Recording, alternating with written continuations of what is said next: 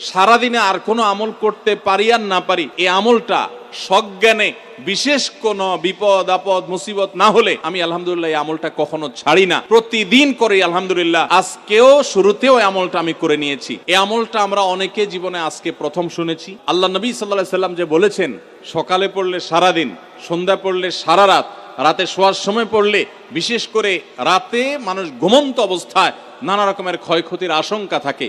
এই সব ধরনের ক্ষয়ক্ষতি থেকে আল্লাহর নিরাপত্তা এসে চলে আসে। আল্লাহ তার হেফাজতে জিম্মাদারি নিয়ে নেন, দায়িত্বশীল হয়ে যান। সবকিছু থেকে যথেষ্ট, সবকিছু থেকে আল্লাহ তাআলা তাকে নিরাপদ করে দেন। এই বিশ্বাস, এই ইয়াকিন নবী সাল্লাল্লাহু আলাইহি ওয়াসাল্লামের কথার প্রতি আমাদের আছে না নাই? তাহলে এই সূরাগুলো আমরা আজ থেকে আমল করব তো ইনশাআল্লাহ। কোরআনে কারীমের এই শেষের তিনটা সূরা এমন তিনটা সূরা যে আমাদের প্রিয় নবী সাল্লাল্লাহু আলাইহি সাল্লাম সারা দিনে সবচাইতে বেশি সংখ্যক বার যেই সূরাগুলোকে ওয়াজিফা হিসাবে, আমল হিসাবে পড়ার নির্দেশ দিয়েছেন কোরআনে কারীমের, সেই সূরাগুলো হলো এই তিনটা সূরা। এই তিনটা সূরা দিনে এবং রাতে যত বেশি সংখ্যক বার পাঠ করতে হয়, অন্য কোন সূরা, এমনকি অন্য কোন দোয়া এত বেশি সংখ্যক বার পাঠের নির্দেশ কোরআনে অথবা হাদিসে কোথাও দেওয়া হয় নাই। তাহলে এই তিনটা সূরার মর্যাদা, এর কি মর্তবা, এর কি বৈশিষ্ট্য, এর কি মাহাত্ম্য আছে সেটা বুঝবার জন্য আর কিছুর প্রয়োজন নাই। এই একটি কথা যথেষ্ট যে দিন এবং রাত 24 ঘন্টার ভেতরে কোরআনে কারীমের এই শেষ তিনটা সূরা, সূরা ইখলাস, সূরা ফালাক, সূরা নাস, এগুলোকে যত বেশি সংখ্যক বার নবী সাল্লাল্লাহু আলাইহি সাল্লাম পড়ার নির্দেশ দিয়েছেন, তিনি নিজে পাঠ করতেন, এত বেশি সংখ্যক বার অন্য আর কোন দোয়া, আর কোন সূরা, আর কোন আয়াত, আর কোনো কিছু পাঠ করার নির্দেশ আমাদেরকে কোরআন হাদিস দেয় নাই।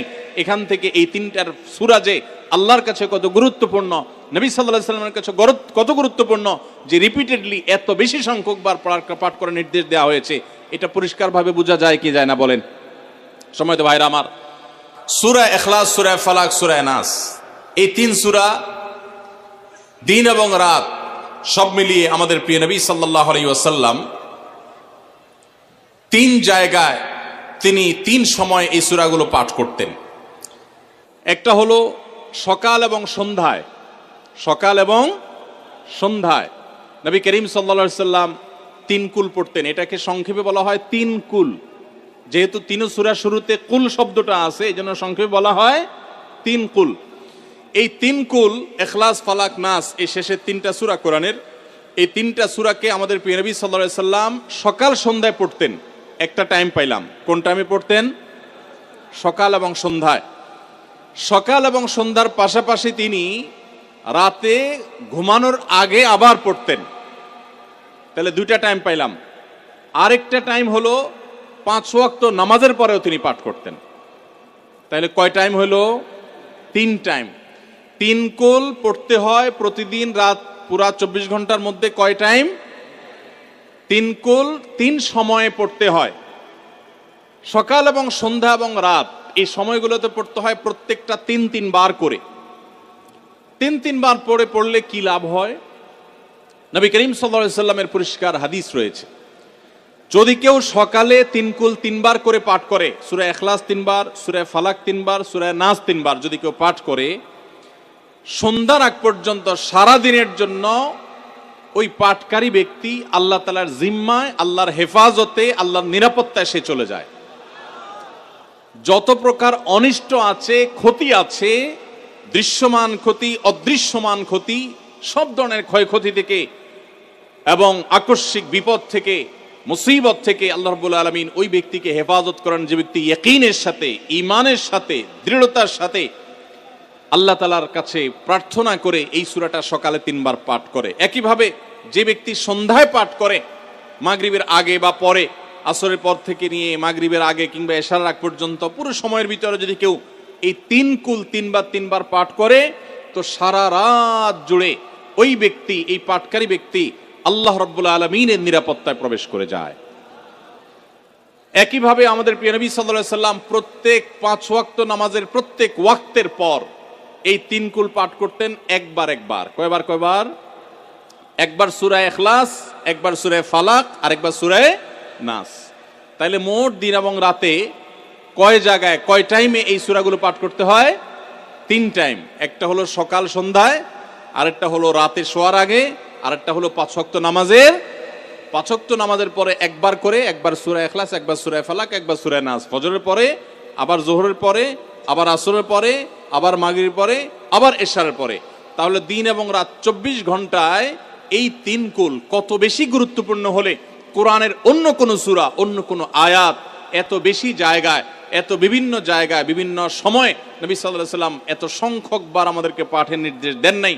এখান থেকে বোঝা যায় এই সূরাগুলো কত গুরুত্বপূর্ণ, কত প্রয়োজনীয় এবং কত ফজিলত এবং মর্যাদাপূর্ণ। ভাইরা আমার, দিন এবং রাত 24 ঘন্টার ভিতরে 3 সময়ে এই সূরাগুলো মোট কতবার পাঠ করা হয়? আসুন আমরা হিসাব করি। সকাল, সন্ধ্যা এবং রাতে 3 বার করে যদি পাঠ করা হয় তাহলে কয়বার হলো? 9 বার করে। সকালে 3 বার, সন্ধ্যায় 3 বার, রাতে 3 বার, তাহলে মোট কয়বার হলো? 9 বার। আর 5 ওয়াক্ত নামাজের পরে 5 বার, কয়বার হলো? 9 আর 5 কত? 14। সূরা ইখলাস দিনে কয়বার পড়তে হয়? কমপক্ষে 14 বার পাঠ করা সুন্নাহ। সূরা ফালাক দিনে 14 বার পাঠ করা সুন্নাহ। সূরা নাস দিনে 14 বার পাঠ করা, এটা সুন্নাত নবী সাল্লাল্লাহু আলাইহি সাল্লামের। এই আমলটা আমরা অনেকে জীবনে আজকে প্রথম শুনেছি, অনেকে হয়তো আগে থেকে জানি। আমি এই ফজিলত এবং মর্যাদার কথা যে বললাম, আল্লাহ নবী সাল্লাল্লাহু আলাইহি সাল্লাম যে বলেছেন সকালে পড়লে সারা দিন, সন্ধ্যা পড়লে সারা রাত, রাতে শোয়ার সময় পড়লে, বিশেষ করে রাতে মানুষ ঘুমন্ত অবস্থায় নানা রকমের ক্ষয়ক্ষতির আশঙ্কা থাকে। এই সব ধরনের ক্ষয়ক্ষতি থেকে আল্লাহর নিরাপত্তা এসে চলে আসে। আল্লাহ তার হেফাজতে জিম্মাদারি নিয়ে নেন, দায়িত্বশীল হয়ে যান। সব কিছু থেকে যথেষ্ট, সব কিছু থেকে আল্লাহ তাআলা তাকে নিরাপদ করে দেন। এই বিশ্বাস, এই ইয়াকিন নবী সাল্লাল্লাহু আলাইহি সাল্লামের কথার প্রতি আমাদের আছে না নাই? তাহলে এই সূরাগুলো আমরা আজ থেকে আমল করব তো ইনশাআল্লাহ।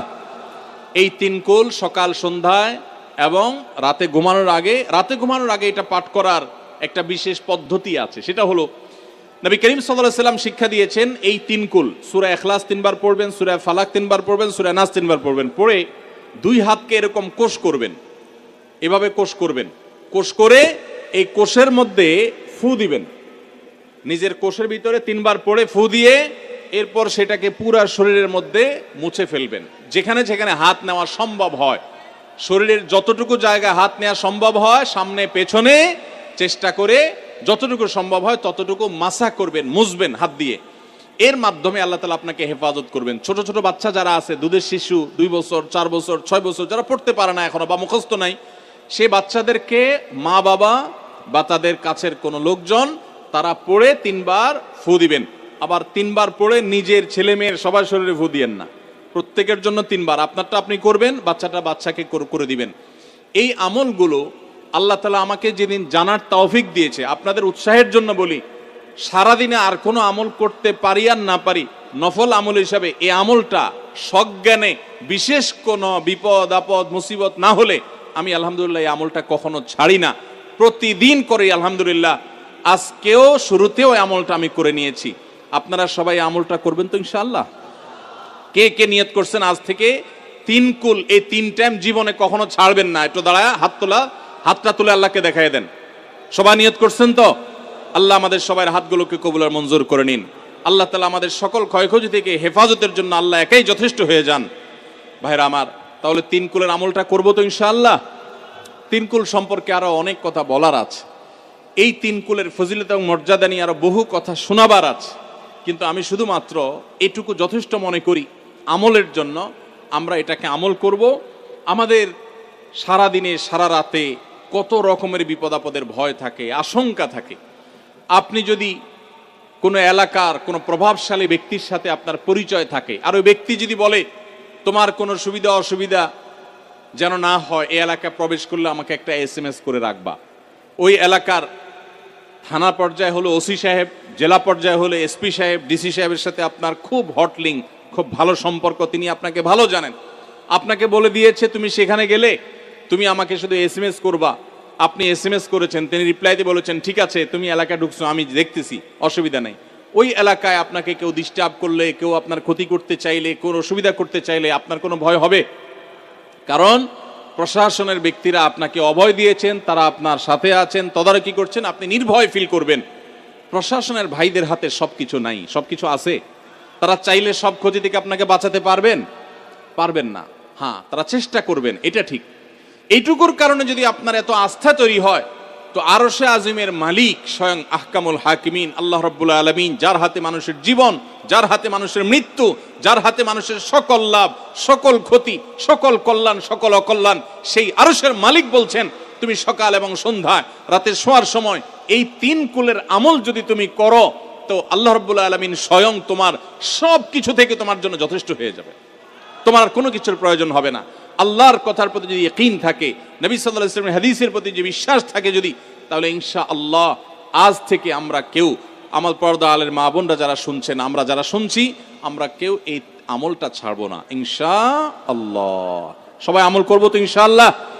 তাহলে 3 কুল 3 টাইমে দিনে মোট 14 বার এটা আমরা পড়বো। এখন পড়ার ক্ষেত্রে আবার একটা সমস্যা হলো, এই টাইপের আমলগুলো আমরা পড়ি খুব তাড়াহুড়া করে। যেমন সুবহানাল্লাহ 33 বার, আলহামদুলিল্লাহ 33 বার, 5 ওয়াক্ত নামাজের পরে আল্লাহু আকবার আছে না নাই? এগুলো সাধারণত কিভাবে পড়ে মানুষ বলেন? আমরা তো সবাই এ রোগের রোগী। কিভাবে পড়ি আমরা বলেন? সুবহানাল্লাহ সুবহানাল্লাহ সুবহানাল্লাহ সুবহানাল্লাহ সুবহানাল্লাহ সুবহানাল্লাহ সুবহানাল্লাহ। আমি যদি এখন মেজো ভাইকে বলি, ভাই আল্লাহ আপনার ভালো রাখুক, ওয়ালাইকুম আসসালাম ভাই, কি হয়েছেন? আমি যদি তাড়াহুড়া করে কথা বলবো, উনি বলবে লোকটার কি মাথা কোনো সমস্যা হলো কিনা। কারণ আমি একটা মানুষের সাথে যখন কথা বলবো, এমনকি ওনার প্রশংসা, সুবহানাল্লাহ মানে আল্লাহর পবিত্রতা বর্ণনা করা, এটা আলহামদুলিল্লাহ মানে আল্লাহর প্রশংসা করা। তো আপনি আল্লাহর প্রশংসা, আল্লাহর গুণকীর্তন করতে গিয়ে যদি বলেন যে উনি খুব ভালো মানুষ, উনি এটা করে, উনি সেটা করে, আমি তাড়াহুড়া করে বলবো যে কি ব্যাপার ভাই, আপনারা কেউ দৌড়ায় নাকি? তো আপনি সুবহানাল্লাহ আলহামদুলিল্লাহ যদি তাড়াহুড়া করে পড়েন, তো এই সুবহানাল্লাহ আলহামদুলিল্লাহ যে মর্যাদা আপনার পাওয়ার কথা, তাড়াহুড়ার কারণে সেই মর্যাদা পাবেন না। মহব্বতের সাথে পড়বেন, অর্থ বুঝে, সুবহানাল্লাহ সুবহানাল্লাহ সুবহানাল্লাহ আলহামদুলিল্লাহ আলহামদুলিল্লাহ।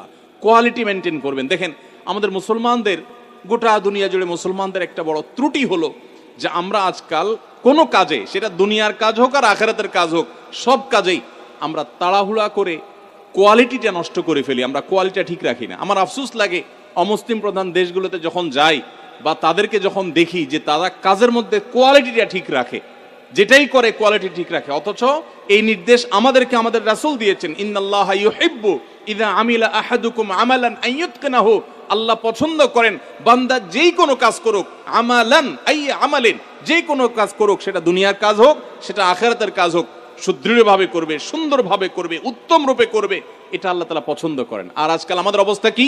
আমাদের অবস্থা হলো যে আমরা তাড়াহুড়া করি। ভাইরা আমার, এই তাড়াহুড়া করে কোয়ালিটি নষ্ট করা যাবে না, বরং 3 কুল যতবার যেখানে পড়তে বলা হয়েছে মহব্বতের সাথে আস্তে আস্তে পাঠ করবেন। আল্লাহ আমাদের সবাইকে আমলের তৌফিক দান করবেন, আমিন।